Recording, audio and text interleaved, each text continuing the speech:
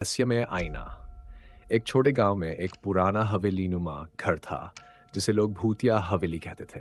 वहां वर्षों से कोई नहीं रहता था। हवेली के अंदर रखे पुराने सामानों में एक विशाल आईना था जिसे लोग शापित आईना मानते थे। अनिका एक युवा लड़की शहर से अपने दादा दादी के गांव आई थी। पुरानी हवेली की कहानियां सुनकर उसका जिज्ञासु मन वहां जाने को मचल उठा। एक दिन वह छुपकर हवेली में पहुंच गई। हवेली की दीवारें टूट रही थीं। हर कोने में धूल और मकड़ियां थीं। हवेली के बीचों बीच वह विशाल आईना खड़ा था। आईने की चमक बाकी हवेली के सन्नाटे से अलग थी। अनिका ने जैसे ही आईने में देखा, उसे अपनी ही परछाई कुछ अजीब लगी। उसकी परछाई मुस्कुरा रही थी, जबकि अनिका खुद सीधी खड़ी थी। यह देखकर उसका दिल जोर से धड़कने लगा। वह पीछे मुड़ी और जाने लगी, लेकिन तभी उसने सुना, रुक जाओ।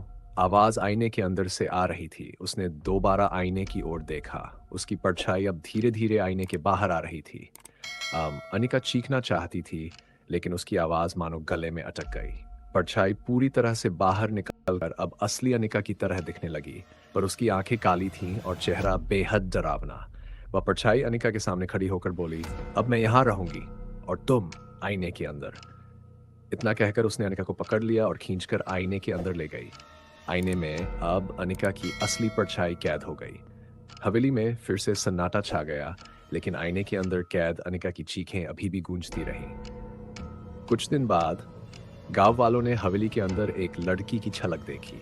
वह अनिका जैसी दिखती थी, लेकिन उसकी आंखों में अजीब सी सूनापन था। गांव वालों ने उसे भूत समझकर हवेली के पास जाना छोड़ दिया। वह रहस्यमय आईना आज भी वहां खड़ा है, और जो कोई उसकी ओर देखता है, उसकी परछाई उसके साथ खेल खेलने लगती है। एक खतरनाक खेल जिससे बचना नामुमकिन है। क्या तुम भी आईने में देखना चाहोगे?